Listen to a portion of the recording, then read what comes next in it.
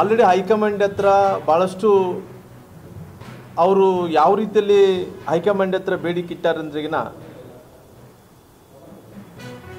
ಅವಧಿ ಅಂತೂ ಅವ್ರದ್ದು 2 ವರ್ಷಗಳ ಕಾಲ ಮುಗಿದೋಗಿದೆ. ಇನ್ನು ನವೆಂಬರ್ ಬಂದರೆ ಆಲ್ರೆಡಿ 2.5 ವರ್ಷಗಳ ಕಾಲ ಆಗ್ಬೋದು. ಹಂಗಾಗಿ ಹೈಕಮಾಂಡ್ ಹತ್ರ ಈ ಬಿಹಾರ್ ಚುನಾವಣೆ ಸಲುವಾಗಿ ಎಲ್ಲ ಸಚಿವರೆಲ್ಲರೂ ಕೂಡ ಔತಣಕೂಟಕ್ಕೆ ಕರೆದು ಊಟಕ್ಕೆ ಕರೆದು 300 ಕೋಟಿ ರೂಪಾಯಿ ಕಲೆಕ್ಷನ್ ಅನ್ನು ಮಾಡಿದ್ದಾರೆ.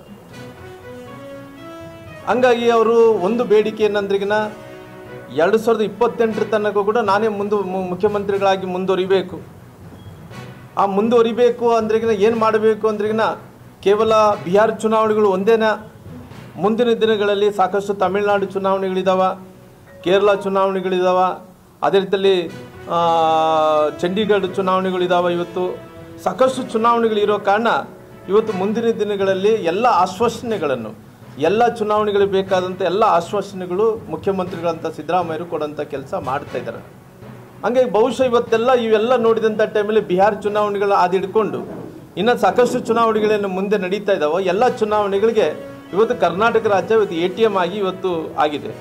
ಯಾಕಂದರೆ ಇವತ್ತು ಕೃಷಿಗೆ ಆದ್ಯತೆಯನ್ನು ಕೊಟ್ಟಿದ್ವಿ, ಇವತ್ತು ಶಿಕ್ಷಣಕ್ಕೆ ಆದ್ಯತೆಯನ್ನು ಕೊಟ್ಟಿದ್ವಿ, ಆರೋಗ್ಯಕ್ಕೆ ಆದ್ಯತೆಯನ್ನು ಕೊಟ್ಟಿದ್ವಿ. ಇವೆಲ್ಲ ನೋಡಿದಂಥ ಟೈಮಲ್ಲಿ ಈಗಿನ ಮಂತ್ರಿಗಳು ಯಾರು ಜಿಲ್ಲಾ ಮಂತ್ರಿಗಳು ಸುಧಾಕರ್, ಬಹುಶಃ ಸುಧಾಕರ್ ಅವರು ಯಾವುದನ್ನ ಒಂದು ಹೊಸ ಯೋಜನೆ ಮಾಡಿರೋಂಥ ಉದಾಹರಣೆ ಯಾವುದಿಲ್ಲ. ಯಾವುದೋ ನಾವು ಮಾಡಿದಂಥ ಯೋಜನೆಗಳು ಎಲ್ಲ ಕೂಡ ಮುಂದುವರಿಸೋಂಥ ಕೆಲಸ ಮಾಡ್ತಾ ಇದ್ದಾರಾಗಲಿ. ಹಂಗಾಗಿ ಇವತ್ತು ಕಾಂಗ್ರೆಸ್ ಪಾರ್ಟಿಯಲ್ಲಿ ಯಾವುದು ಕೂಡ ಸರಿಯಿಲ್ಲ ಅನ್ನೋಂಥದ್ದು ಕೂಡ ಭಾಳ ಸ್ಪಷ್ಟವಾಗಿ ಕಾಣ್ತಾ ಇದೆ. ಹಂಗಾಗಿ ಇವತ್ತಿನ ಪರಿಸ್ಥಿತಿಯಲ್ಲಿ ಸಾಕಷ್ಟು ಒಂದು ಕಡೆ DK ಶಿವಕುಮಾರ್ ಅವರು ಬಣ, ಒಂದು ಕಡೆ ನಮ್ಮ ಸಿದ್ದರಾಮಯ್ಯರ ಬಣ, ಇವರಿಬ್ಬರು ಜಗಳದಲ್ಲಿ ಏನು ಗಂಡ ಹೆಂಡತಿ ಜಗಳದಲ್ಲಿ ಕೂಸು ಬಡುವಂಥ ರೀತಿಯಲ್ಲಿ ಇವತ್ತು ಪರಿಸ್ಥಿತಿ ಕಾಣ್ತಾ ಇದೆ.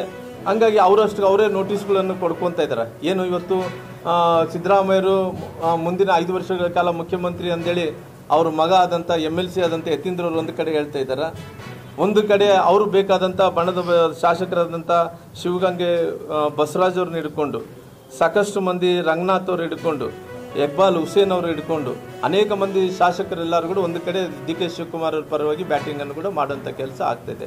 ಹಂಗಾಗಿ